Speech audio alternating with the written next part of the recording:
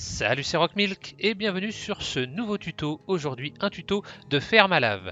C'est une machine plutôt connue, mais elle m'a été demandée par un abonné et c'est vrai qu'elle est plutôt simple, elle est super utile, donc elle a toute sa place sur la chaîne.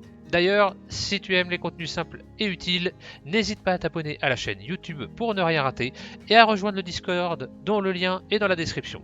Allez, on est parti. Donc, pour cette ferme, nous allons avoir besoin uniquement d'un chaudron, d'un bloc de spéléothème, d'un spéléothème pointu, d'un seau de lave ou d'un seau d'eau si vous voulez faire une ferme à eau, mais c'est pas très utile, du verre ou des blocs solides, tout sauf du bois parce que le bois ça brûle, et enfin quelques blocs temporaires, je prends de la terre, ça peut être autre chose, ça peut être du sable aussi, ça pourrait très bien marcher.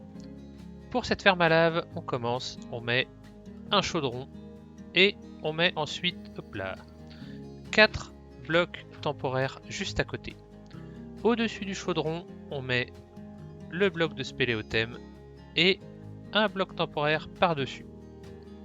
On entoure ensuite ce bloc temporaire avec, moi j'ai mis du verre, mais si vous mettez de la pierre, ça fonctionne aussi. Moi je mets du verre pour qu'on puisse voir à l'intérieur. On peut maintenant enlever le bloc temporaire au milieu. Touc. Une fois qu'on a fait ça, on met le seau de lave à l'intérieur et on peut redescendre. C'est pour ça que je vous disais de ne pas mettre du bois parce que là la lave brûlerait le bois autour. Donc voilà, du verre ou de la pierre c'est très bien. On descend ensuite et on met le spéléothème pointu.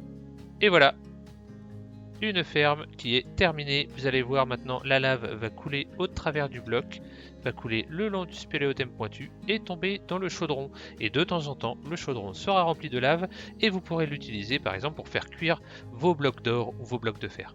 Donc voilà, une machine très simple. Vous pouvez aussi en faire plusieurs l'une à côté de l'autre comme ceci. Je vous la fais vite fait, on va en mettre 5 par exemple.